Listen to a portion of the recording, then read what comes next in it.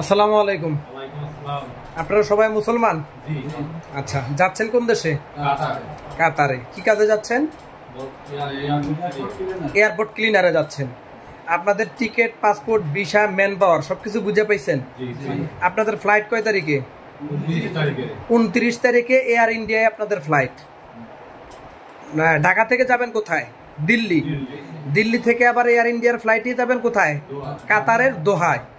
আচ্ছা, হালিম ভাইয়ের বাড়ি কোথায়? আপনার বাড়ি পাবনা। হাসিবুল ইসলাম ভাই, আপনার বাড়ি কোথায়? পাবনা জেলা।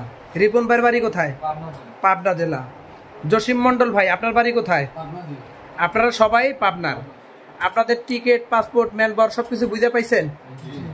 আমাদের অফিসে পাসপোর্ট জমা দিচ্ছেন, বই জমা দিচ্ছেন, আমাদের যে সার্ভিস, যে সেবা, আপনারা সন্তুষ্ট? খুশি? আচ্ছা, সঠিক সময়ে যতটুকু সময় আপনাদের কাছ থেকে নেওয়া হয়েছিল ততটুকু সময়ের মধ্যে আপনারা সবকিছু বুঝে পাইছেন? খুশি? আলহামদুলিল্লাহ। যাক, আপনাদের জন্য দোয়া রইল। আরেকটা কথা মনে রাখবেন, বিদেশে 4 জন এক এলাকার যাচ্ছেন, যেই কোম্পানি যাচ্ছেন অন্য এলাকার মানুষও থাকে, অন্য এলাকার মানুষও কাজ করে। সবার সাথে মিলেমিশে থাকবেন, মারামারি ঝগড়াঝাটি করবেন না, খবরদার। মারামারি ঝগড়াঝাটি করলে কোম্পানির কাছে কমপ্লেন গেলে বাংলাদেশে পাঠিয়ে দিতে পারে। এই জন্য এই সমস্ত জিনিসগুলো মাথায় রাখবেন।